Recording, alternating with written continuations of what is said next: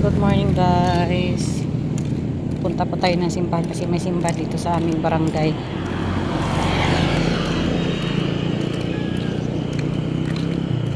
Lakad lang po tayo kasi hindi pa naman masyado mainit yung araw.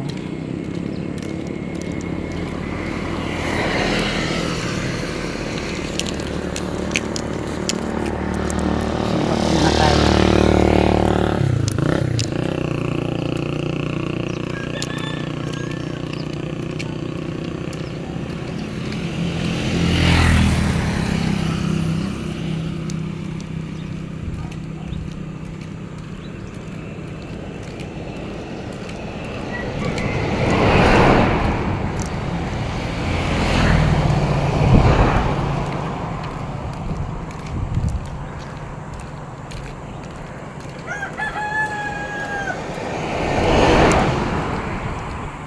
Meron na po nag-aani dito.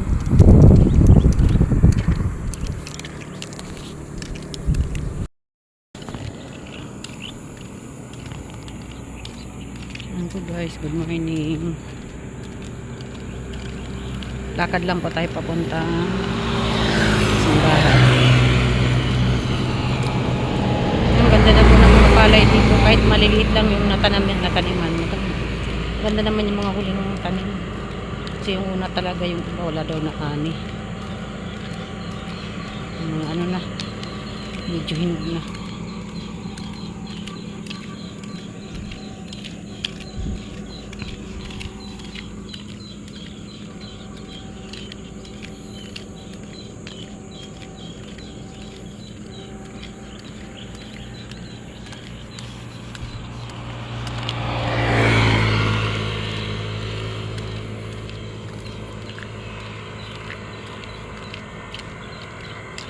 Ito talaga walang maaari. Halos puro ipa. Unahan kasi ito eh.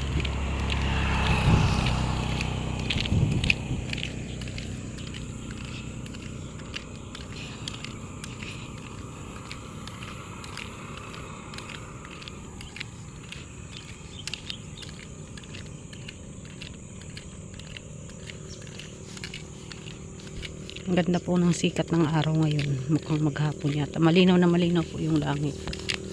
Mukhang maghapon yata na ano. Araw ngayon.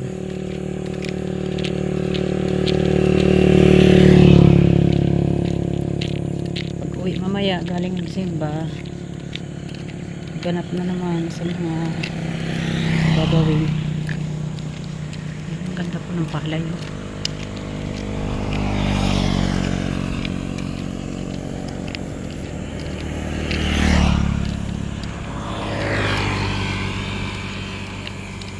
Hindi po malawak yung mga tanim ngayon kasi yung sa sobrang ulan.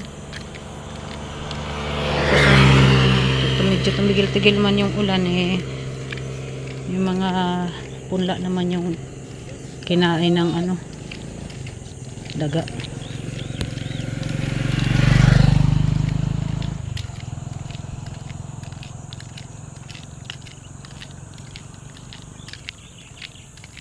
Kaya hindi na nakapagtanim ulit kasi wala nang ipupunla.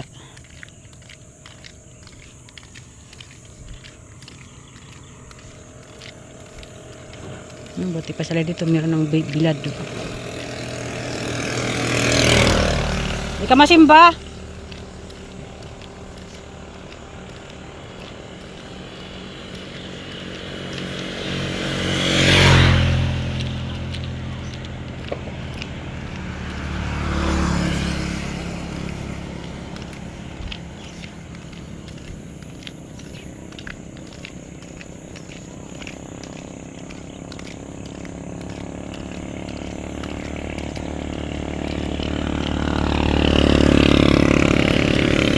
Yan yung sinasabi, pag umulan daw, bagyo. Pag uminit naman, apoy, parang apoy.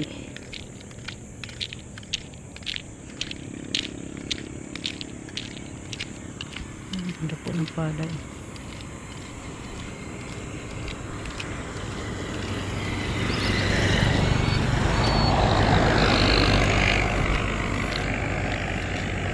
nga, mayroon ng ano, hindi nataniman, babad sa tubig.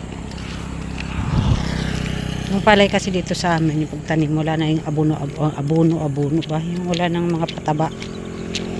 Basta mataniman na, yan, antayin na lang na mamunga hanggang sa anihin. Hindi na yung tulad sa Bicol or saan pa mang palayan na alaga nila sa fertilizer, mga ganyan, may spray pa. Dito wala. Parang natural talaga.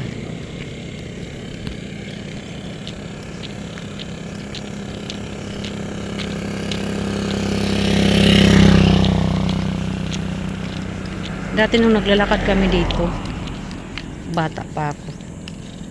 Ano pa to dito? Parang kung daanan na to, wala sinula pang mga bahay, ilang piraso pa lang. Tapos yung daanan is kasya lang talaga yung isang sasakyan. Diyan lang sa gitna. Yan. Ano lang, yung rough road lang siya. Wala pang semento.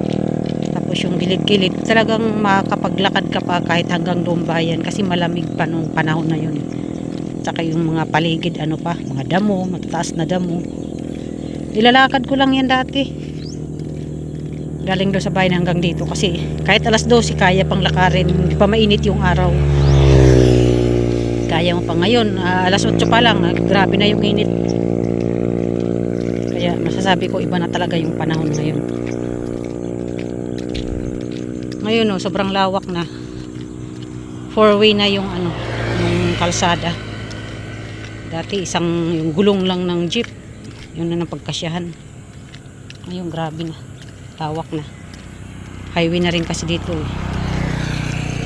Tsaka pag natapos yung pagdugtong doon sa Eastern Samar, kalsada papuntang Eastern Samar, yun. Dire-diretso na. Super highway na dito.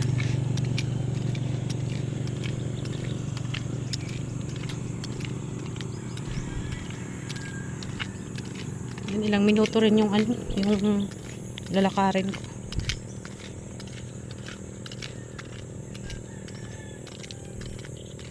Medyo malayo-layo pa yung simbahan.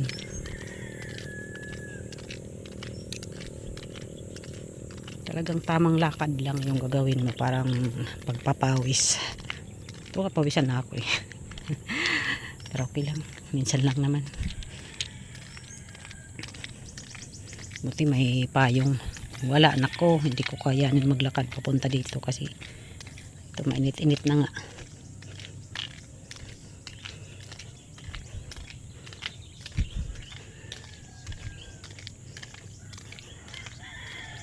Ayun, dami ng mga bahay dito. Dati pa iyan, dati isa lang yan dyan. Ngayon ilan na sila dyan. Tapos sundin isang bahay din doon sa may sayawan.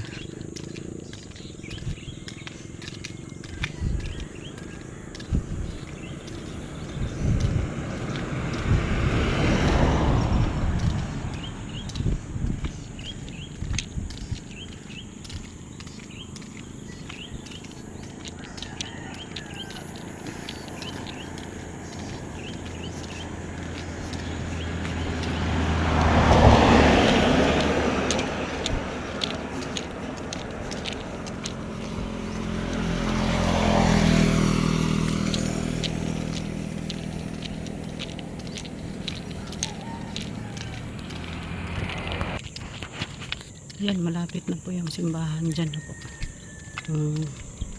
Maroon po yung bubong.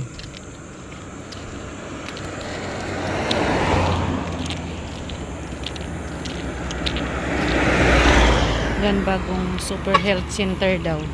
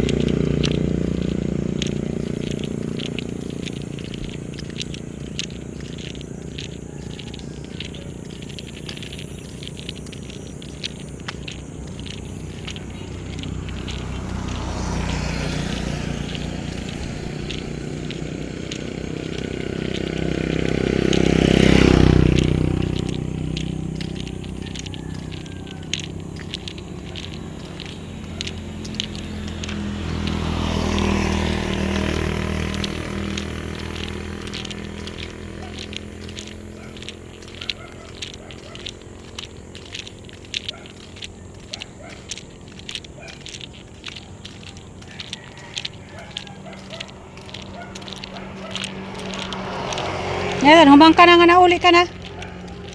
Humang ka na nga nauli ka na. Yan po yung simbahan. Yan, thank you po guys. Dito na po ako sa simbahan.